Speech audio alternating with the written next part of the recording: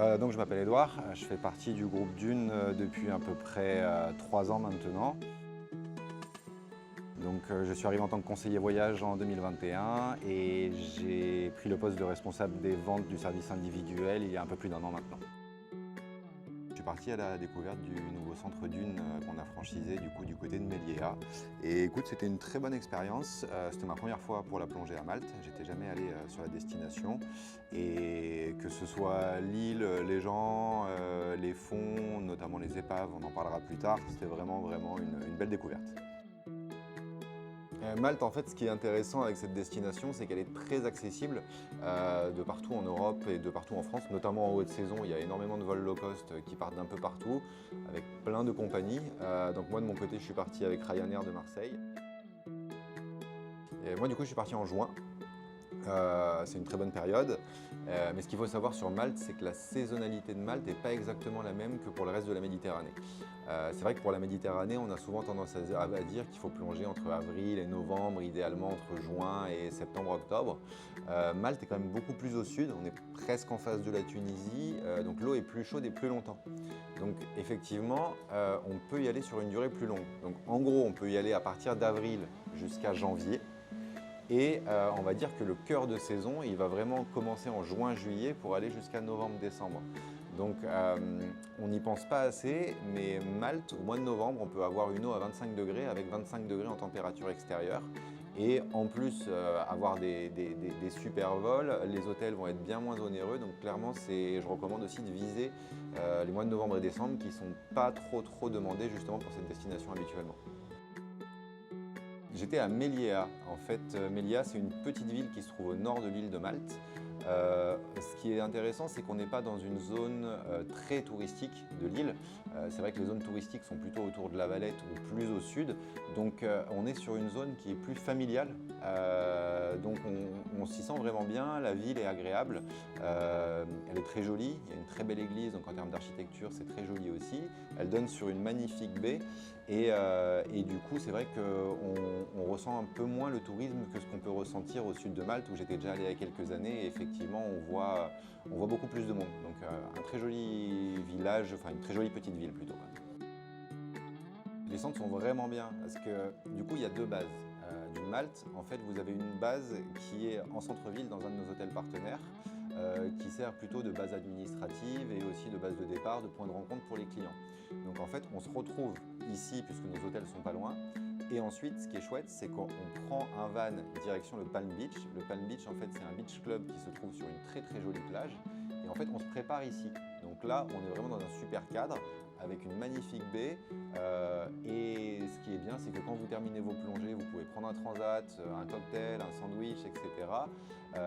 En plus, étant donné que le centre se trouve dans le Palm Beach, on a des prix préférentiels pour nos clients. Donc c'est clairement agréable après les plongées de terminer, de s'installer sur un transat et de manger un petit bout dans un super cadre. L'équipe est vraiment bien aussi, donc les 2 gérants donc, sont Marco et Valentina, qui sont un couple suisse-italien et qui sont sur Malte depuis un peu plus de 10 ans maintenant. Donc ils ont vraiment une bonne expérience locale et un très bon niveau de relation et de service client. Ils parlent français parfaitement tous les 2. En plus de ça, il y a plusieurs guides titulaires et également des guides qui peuvent être pris en freelance si besoin. Il y a notamment Alex qui est un guide anglais qui est là-bas depuis 18 ans, qui connaît très bien la destination, les sites, donc il est super vraiment sur tous les sites, il connaît vraiment chaque détail. Et il y avait aussi Gaël et Alizé qui sont des guides instructeurs français, donc ce qui est bien aussi pour notre clientèle francophone et qui sont sur Malte depuis quelques années, un peu moins longtemps que Marco ou Alex ou Valentina. Mais voilà, une équipe vraiment agréable, bien en place et qui revient d'année en année, donc c'est toujours un bon signe. Alors quand on pense à Malte, on pense avant tout aux épaves, clairement. C'est la première image qui va venir en tête des plongeurs en général.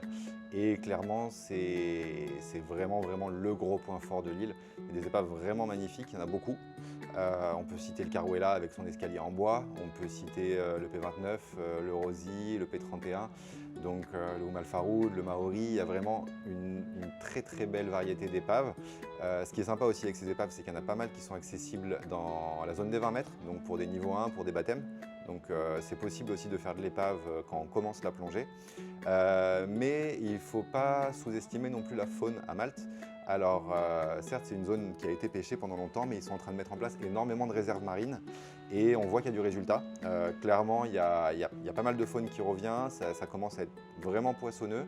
Donc oui, à Malte, on pense épave, mais je pense que de plus en plus, on pourra aussi parler de la faune et avec le travail de conservation qui est en train d'être fait, je pense que clairement, c'est dans la bonne voie aussi pour la faune et c'était déjà très bien et ça va devenir de mieux en mieux.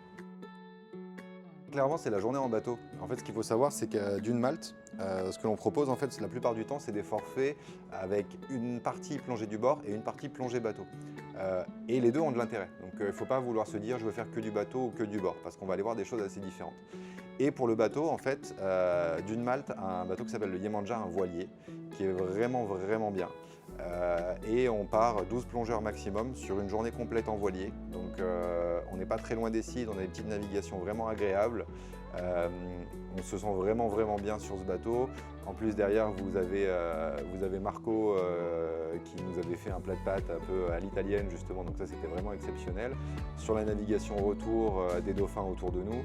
Donc clairement, c'est pas un moment plongée pur, c'est pas un moment précis, mais c'est vraiment toute cette journée sur le bateau qui est vraiment vraiment très agréable.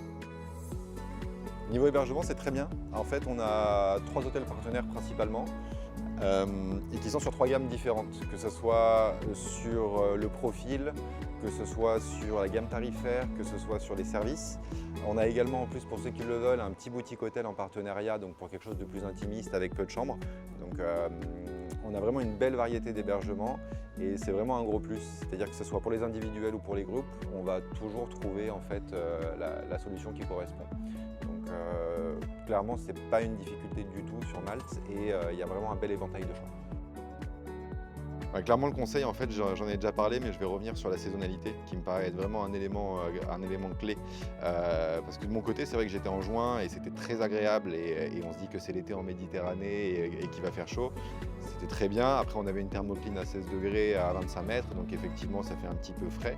Et après l'été, on n'a plus cet effet thermocline du tout, donc du coup, on est sur de l'eau assez constante. Et mon conseil va plutôt être sur la saisonnalité, foncez sur fin octobre, vacances de la Toussaint, novembre, début décembre, voire même jusqu'à Noël, parce que l'eau sera encore vraiment très, très chaude, elle sera claire, puisqu'en fait elle a plutôt tendance à être trouble quand la température monte, c'est-à-dire avant l'été. Et en parallèle, que ce soit au niveau de l'aérien, que ce soit au niveau des hébergements, au niveau de toutes les prestations, on aura des tarifs bien plus compétitifs. Donc ouais, clairement, n'oubliez pas de viser octobre, novembre, voire décembre sur Malte.